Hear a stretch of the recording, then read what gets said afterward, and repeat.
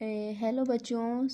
DMLT BMLT BSc MSc कोई भी बच्चों हो तो माइक्रोबायोलॉजी मुझे लगता है कॉमन सब्जेक्ट है। तो आज ना मैं प्रॉपर नोट्स के साथ आपको माइक्रोबायोलॉजी पढ़ाऊँगी। तो अगर आपको नोट्स भी चाहिए तो आप इसमें से स्क्रीनशॉट ले लीजिएगा, क्योंकि प्रॉपर नोट्स के साथ ही मैंने पढ़ाया है इसको। बहुत अच्छे से नोट्स बनाया है ईजी वे में, ताकि आपको बहुत ही हेल्पफुल हो आपके एग्ज़ाम के लिए। तो आइए शुरू करते हैं। तो फर्स्ट है हमारा, देखो मैंने यहाँ पे लिख दिया है कि मुझे क्या क्या पढ़ाना है। व्हाट इज़ माइक्रोबायोलॉजी, डिफिनेशन हो गई, types of micro organism, branches of microbiology. तो माइक्रोबायोलॉजी मैंने यहाँ पे लिखा नहीं, बट मैं छोटा सा आपको समझा देती हूँ। माइक्रो मतलब छोटा, स्मॉल, बायो मतलब लिविंग थिंग, लॉजी मतलब स्टडी। तो जो छोटे छोटे स्मॉल लिविंग थिंग्स हैं उनके बारे में हमें स्टडी करना है। तो microbiology is a branch of science that deal with the study of micro organism which are so small. तो माइक्रोबायोलॉजी जो होता है ये साइंस है, ब्रांच साइंस की ही ब्रांच है, that deal with the study of micro organism. इसमें हम स्टडी करते हैं micro organism which are so small, जो कि बहुत ही छोटे होते हैं। That they can not seen with the necked आई, मतलब इन जो इतने छोटे माइक्रो ऑर्गेनिज्म आप हैं कि आप इनको खुली आंखों से देख ही नहीं सकते, अपनी आंखों से देख ही नहीं सकते। तो अब आप कहेंगे क्या इनको बंद आंखों से देखेंगे? तो नहीं। Can only seen with the help of microscope. आप इसको ओनली माइक्रोस्कोप की हेल्प के से ही देख सकते हो। ये इतने छोटे होते हैं साइज़ में। तो micro organism found in a must everywhere in nature.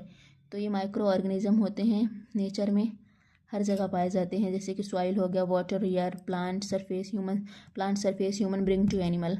मिट्टी हो गए, पानी हो गई, हवा हो गई, पौधे हो गए, पौधों के सरफेस में, human bring to animal, human से मनुष्य, मनुष्य से ह्यूमन में, ये माइक्रो ऑर्गेनिज्म सब में पाए जाते हैं। Size 0.1 micrometre. देखो इतना छोटा होता है, इसका साइज़ इतना छोटा, तो आप कैसे देखोगे खुली आंखों से? इसीलिए इसको देखने के लिए हमें माइक्रोस्कोप की आवश्यकता पड़ती है। Many micro organism live and body, they are normally harmless.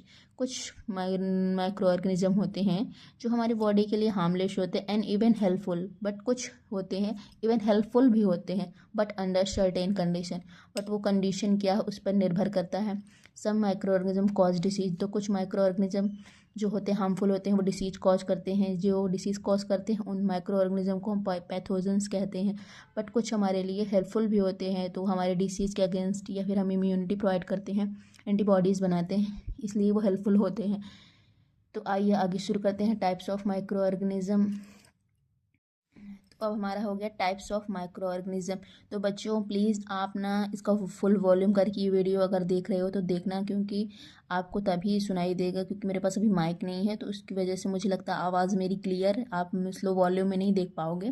तो कुछ दिन बाद ये प्रॉब्लम भी सॉल्व हो जाएगी। तो अभी हम देखते हैं टाइप्स ऑफ माइक्रो ऑर्गेनिज्म। तो ये virus, bacteria, fungi, algae, parasite, ये सारे जो होते हैं माइक्रो ऑर्गेनिज्म होते हैं, बहुत छोटे छोटे होते हैं।